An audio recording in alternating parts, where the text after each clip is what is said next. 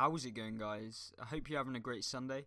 I'm basically here giving you a operation review, kind of overview on the Fatherland IS-3A operation that will be coming in on Monday, which is the 19th of February, and it's basically going to be a reasonably mundane kind of operation, something that you'll just accumulate over the period of time. You don't really have to work that hard to be able to do it. It's just a amount of time you're going to be having to put into the game to be able to complete it. As you can see here on screen, that is kind of the IS-3A, and if we click on it using one of the links somewhere down here, which is this one right here, we can have a look. This is what it looks like. It's got a nice Russian themed or USSR themed skin on top of the standard IS-3A. It's got no differences between this and the IS-3A other than its skin. It's got a slight difference from the IS-3, however. I think this gets a better gun, so it reloads faster, but it doesn't get the upgraded turret, which the IS-3 does.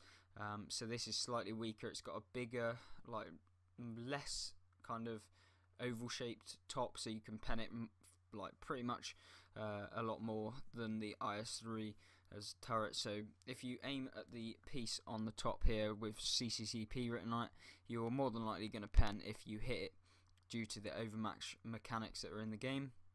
It says the gold cost is 15,428, which is a bit weird, but it's actually 15,800 if you want to buy it straight off the bat without having to do any operation.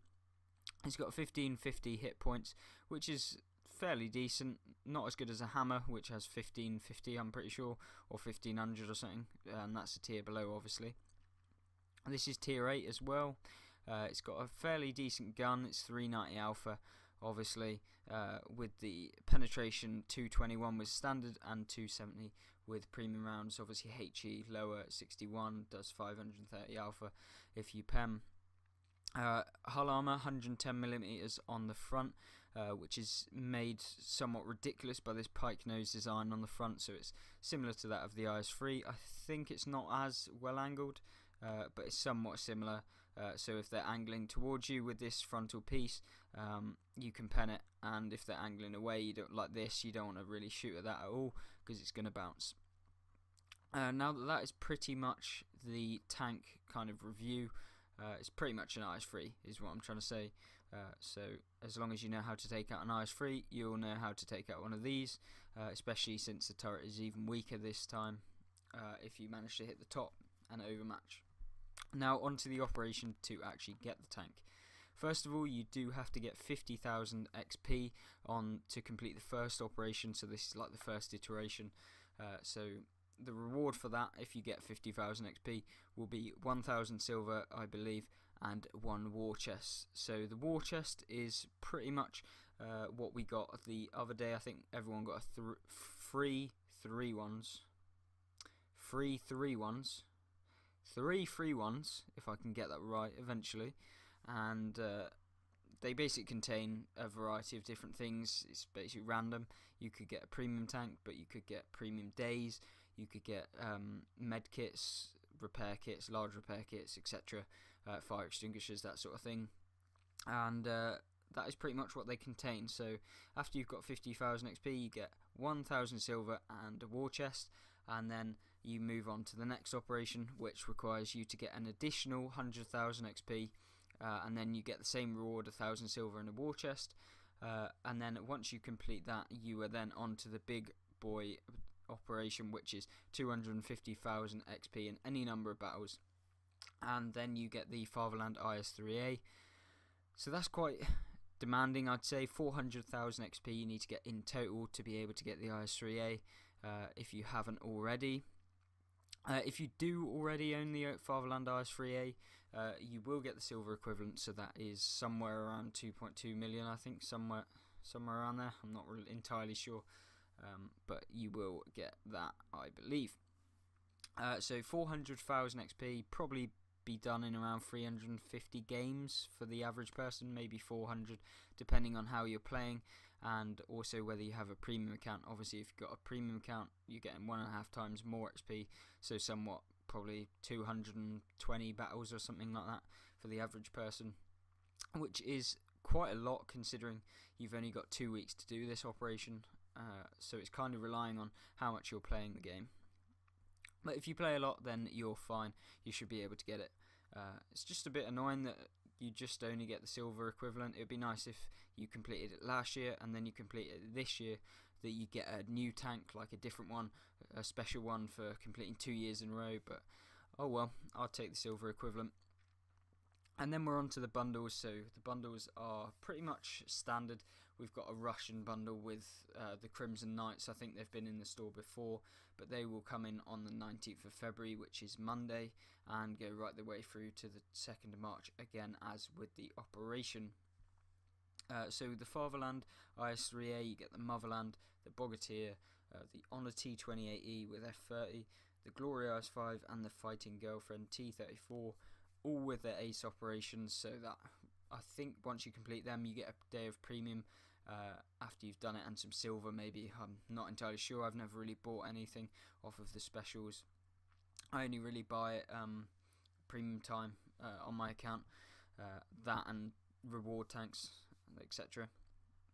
But you do get 6 garage slots, 1 for each, and the track mechanic skill on your Maria Oktyabrskaya.